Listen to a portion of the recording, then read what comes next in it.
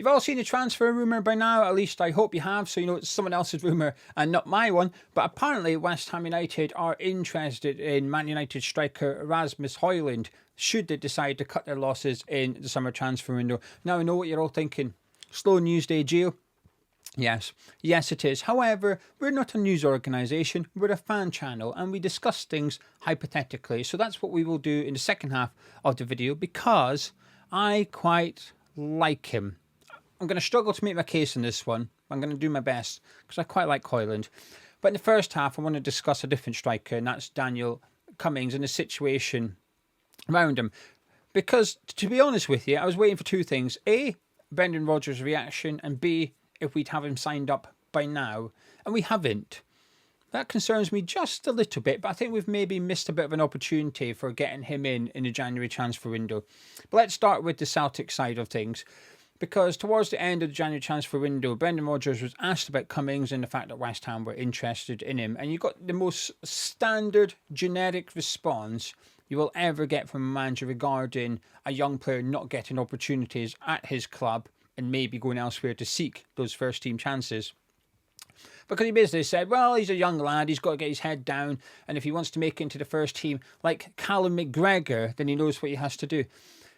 And I'm all for using a current first team player that came through the academy as an example. But when you're pointing to a 31-year-old and saying, look, we take young players through at this football club, I think that's a bad example to make. Now, he's probably talking about the legacy McGregor will leave at Celtic rather than the situation. But today, right now as I record this, Celtic B are playing in the Lowlands and Cummings is starting for them. And the reason that this is important is because during the January transfer window, Celtic sold Kyogo. Now, they've only got 3 first-team strikers, Kyogo being one of them, and they sold him. He was one of their main 2 first-choice strikers. He went, and they didn't bring anybody in to replace him.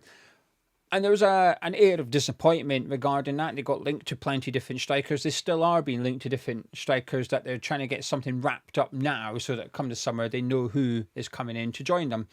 But in the short term, would that present an opportunity to their best young player, which of course is Daniel Cummings?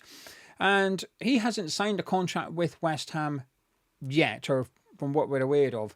So there's a window of opportunity there for Brendan Rodgers to promote him to the senior squad and keep him involved in the senior squad for the remainder of the season. And hopefully convince him to sign a new contract. Because Celtic want him to sign a new deal. It's not like his contract's running up and Celtic haven't offered him anything and don't want him to stay. They want him to remain at the club. It's Daniel Cummings that hasn't committed his future to Celtic. So I feel like there's a chance there to persuade him and show him that he will get first team opportunities in what is a season they're coasting to the title in the Scottish Premiership. So it feels a little bit an easy situation to give him game time in. But the following weekend after the window's closed, he's still playing for Celtic B team. Now, I have made this point in a couple of other videos. I'll make it once more, and that's that. Should Cummings play 5 times for the senior squad, he can no longer represent Celtic B. That's the sort of rules, because Celtic B's, it's essentially their reserve team, but they're playing professional football. It would be the equivalent of West Ham's reserves playing in the same league as Hornchurch, for example. And if a certain player for that reserve team plays 5 times for the first team, you can no longer go play in that league anymore. So that's the situation with Cummings. And it's been a bit of a barrier. It makes it tricky for calling academy players up because it prevents them then playing, effectively, reserve team football for the remainder of the season. But I feel like the situation at Celtic's changed. But he's still not involved. So that's like a bit of an indication he's not going to get an opportunity. However, I was expecting him to have perhaps signed for West Ham by now. Because when the reports came out, the text said West Ham are confident he will sign a pre-contract agreement anyway if Celtic refuse to sell him during the transfer window. But given it's 5 days after the transfer window closed, I felt like though the text said one thing, the tone was a bit different. And the tone and the message within those words perhaps was either sell him to us for $500,000 or we're just going to get him sign a pre-contract agreement and you can have your $250,000 in the summer, depending on what FIFA decide for the training compensation and the cross-border compensation, whatever it will be. But a few days have gone by now, so I was almost expecting naively that come Wednesday this would have been tied up, but it hasn't been, which makes me intrigued or curious as to whether he is yet to commit to West Ham, or are we dragging things out? What is occurring here to some extent? Then the reports yesterday was that, from Gonzo, that Mark Noble was involved in getting Daniel Cummings. And the reason I like this is because Mark Noble's job has always been the academy side of it. He came in as sporting director, and I feel from day one the club were quite clear. Eventually, well, actually, that's a lie, because there was rumours that Mark Noble was ready to quit at one point, wasn't there? But apart from those, but in terms of the academy, that is his part of the club. He's the head of the academy. And a couple of years ago, in January, we had a bit of a clear out. Equi and Co moved on. And Mark Noble went on to the Ben Foster podcast, the Fozcast, and said the reason we're doing this is to clear a pathway for the younger players into the first team. So Equi, at 21 years old, was never going to make it. We've accepted it, moved him on, so that the current crop of the 18-year-olds, who are really good, would then have a run at the first team. Now, they went on to back up Mark Noble's claims. Noble claimed they were really good. They went on to win the league and win the Youth Cup. Fair enough. There you go. But the pathway was cleared, but it was almost like there was a gate in the pathway now. There was nobody in the way. The queue was gone, but there was now a barrier, which was not playing those young players. And we've overcome that a little bit under Graham Potter. Now, of course, it's depending on situation. Would he still play Ollie Skiles and Lewis Orford if we were 6th in the Premier League or 18th in the Premier League? I'm not so sure. But that's okay. I think you're allowed to only play young players when it suits, whether it's the club situation, whether it's because there's an injury crisis, whatever. Usually there's a reason they get into that first team. Very, very rarely is it because the player is an exceptional talent. It hardly ever happens at Premier League level. It does sometimes, of course it does, but it's few and far between. There's far more examples of players getting into the team because there's an injury, or it's got to whatever period of the season, there's nothing to play for, so let's give some of the youngsters an opportunity and see what they can do. And I'm okay with that, but that's where I think maybe we've missed a bit of an opportunity here with Daniel Cummings. And I appreciate Celtic weren't playing ball, in that if we know we can get him in the summer for $250,000, why would we then pay $750,000 for him? Well, the reason we could have done that, maybe should have done, is to get him in the first team for Graham Potter for this period. Because I assume that next season will be more difficult for Cummings to get into the West Ham team than it is now, because of that situation. We will start a season with everything to play for. You would like to think we will have 3 strikers on our books that we can play, whether that involves Füllkrug or not, Ferguson or not, remains to be seen. But you'd like to think there would be 3 players there capable of playing striker in Graham Potter's first team. So Cummings effectively would be 4th choice and in the under-21s alongside Josh Landers, who was signed from Hibs. And there's nothing wrong with that, by the way. That would be good. I hope that is the case. But between now and then, there was perhaps an opportunity to bring Daniel Cummings in now, and he'd be on the bench for the game against Brentford. He might not be. Unlikely. We'd probably see Ferguson up front and Danny Ings on the bench, perhaps even Ings and Ferguson on the bench, and Bowen stays up front. We don't know. We'll wait and see. But I do think it would have been easier for Cummings to get into West Ham's first team now than it would be post the summer. We'll have to wait and see. So it's a bit of an opportunity missed, but I have to say I was expecting it to have been resolved by now, that he would have signed that pre-contracted agreement. We'll wait and see. Maybe he's waiting to see what happens at Celtic, but at the minute, nothing has changed for him. I do think Mark Noble's job's got easier though in convincing younger players to come to West Ham and commit to West Ham, thanks to Graham Potter playing Ollie Skiles, Lewis Orford. There's a lot of young players now involved in first team training at West Ham, so they're getting a bit of a look in, and Potter's getting to know them and whatnot. Because I know there was one player in the under-21s who was perhaps looking to leave in the January transfer window because he felt he wouldn't get opportunities in the first team under Lopetegui, and Potter coming in sort of changed that. He didn't leave in the January transfer, didn't go out on loan, wasn't sold, is still at West Ham now. And a big part of that is because of the change in Lopetegui. And we heard rumours when Lopetegui got sacked that Martin Noble had a part to play in it, and Martin Noble was one of the voices saying to dismiss him.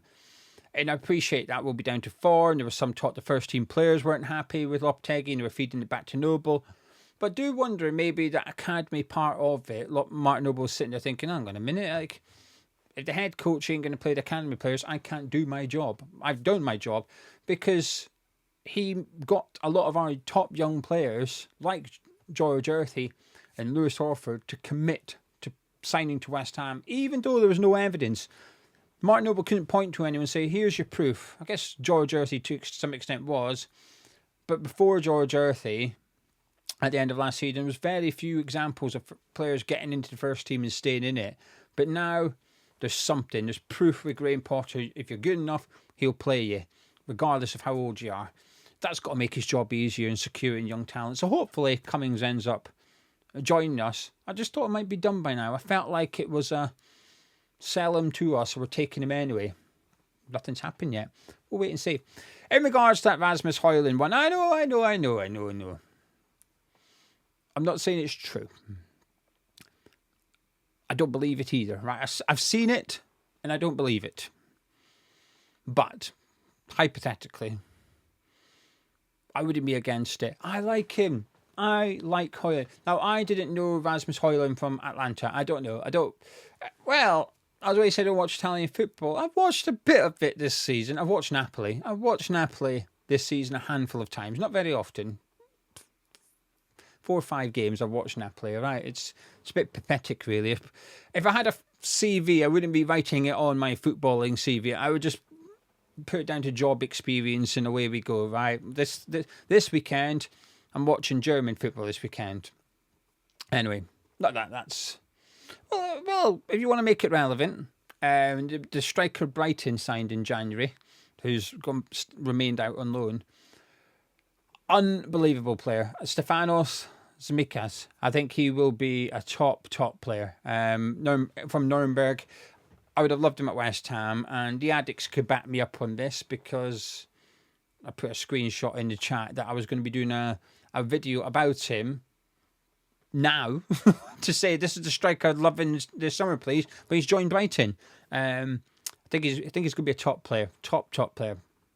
In Frankfurt, I've got a really good attacking midfielder, but I'll maybe do that in another video. Rasmus Hojlund, let's discuss him.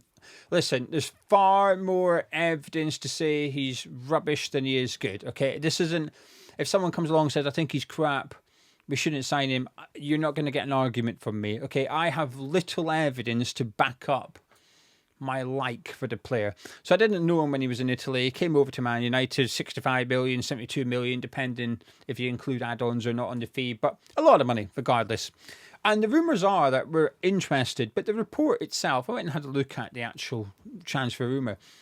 It was more around Man U cutting their losses on him than West Ham being interested. It's just a case of Man U looking to sell him. He's been rubbish so far. He's been very disappointing. Cost a lot of money. Ruben Amorim's not too keen on him. They're going to move him on. Oh, by the way, West Ham are interested. So it was almost like we were like an afterthought. Oh, we need to link someone to him for the headline. We'll do that, West Ham.